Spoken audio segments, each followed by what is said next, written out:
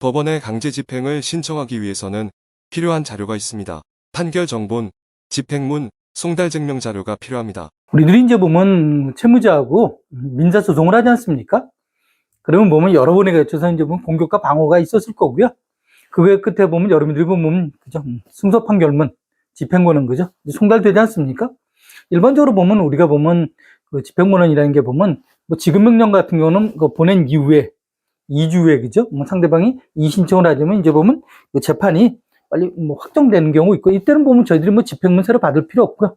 또 이행공고 결정문 할 때도 보면 거기에 저희 집행문이라든지 새로 받을 신청할 필요는 없고요. 다 확인돼서 오니까 그걸로 강제 집행하시면 되는데, 이제 본안소송이라고 그러죠. 우리 이제 주로 보면 이제 법원에서 여러분들이 그죠? 판사님 앞에 서서 보면 여러 번의 공격과 방어를 통해서 이제 어렵게 그죠? 이제 집행권은 이제 판결문을 받은 경우죠. 그래서 이제 재판이 끝나고 한 열흘 정도 있지 않습니까? 판결이 선고되고 열흘 이내에 보면 이제 판결문 선고가 오죠. 그럼 그걸 가지고 여러분들 뭐 하셔야 되는 거죠?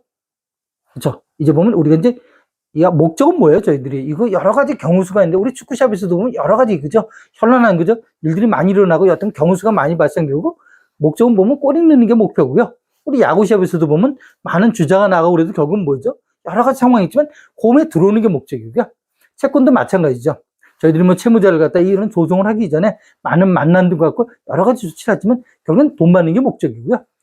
집행도 마찬가지죠. 우리 재판이 목적이 아니지 않습니까? 돈을 받는 게 목적이죠. 그래서 그러다 보니까 당사자 합의는 되지 않으니까 저희들이 집행권을, 판결문을 받아서 저희들이 정식 소송을 통해서 받은 경우 있잖아요. 이럴 때는 저희들이 이제 강제 집행을 했는데 바로는 못 해요.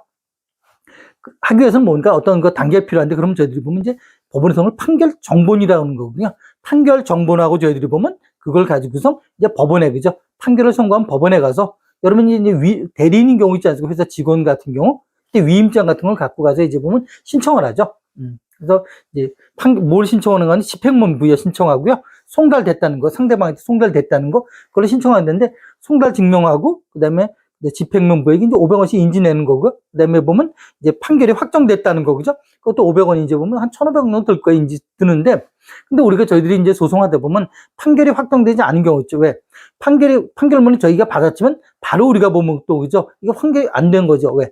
2주 정도는 뭐죠? 항소 기간이 있지 않습니까? 항소 기간을 보통 그래서 실무적으로 판결 정보를 받고 2주 정도는 기다려줘요. 기다리면서 저희들이 보면 나의 사건 검색을 통해서 그죠? 우리 사건을 보게 되면 이제 보면 이게 판결이 완전히 이 재판이 확정이 됐는지, 상대방이 항소, 그죠? 항소를 일단 제기하는지 그건 모르지 않습니까? 그거를 보고서 보면 저희들이 보면 이제 집행을 하는데, 그래서 이 정도는 기다려주는데, 기다려봤는데 보니까 판결이 확정됐다. 그럼 저희들이 가서 뭐 집행문, 송달증명, 판결 확정 증명까지 받아서 그걸 첨부해서 가지고 있다가 여러분들이 보면 이제 뭐 유태동산을 압류한다든지, 아니면 어쩌면 부동산 경매한다든지, 채권 압류 추심명령이나 전부명령 신청할 때 그때 이제 저희들이 이제 사용할 수 있는 거군요. 그래서 정리한 번 우리가 보면 판결 정본 그거 하나 갖고 정식 본안 소송에서 바로 우리가 보면 집행할 수 있는 건 아니고요. 그런 건 아니고 이런 거죠. 집행문이라든지 송달 증명이라든지 재판 확정 증명은 이게 필요하다는 거. 그걸 한번 보고, 그래서 보면 저희들이 재판할 때 일반적으로 보면은 여러분 재판할 때 청구 취지 있지 않습니까? 청구 취지에도 뭐라고 그러죠?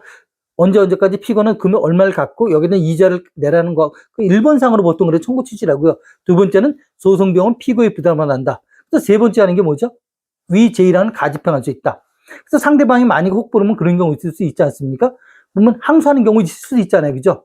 그래도 뭐예요? 그래도 이걸 가지고 뭐 할 수 있죠? 내가 바로 가집행을 갖고 우리가 보면 판결은 확정되지 않았던 강제 집행을 할 수가 있는 경우죠.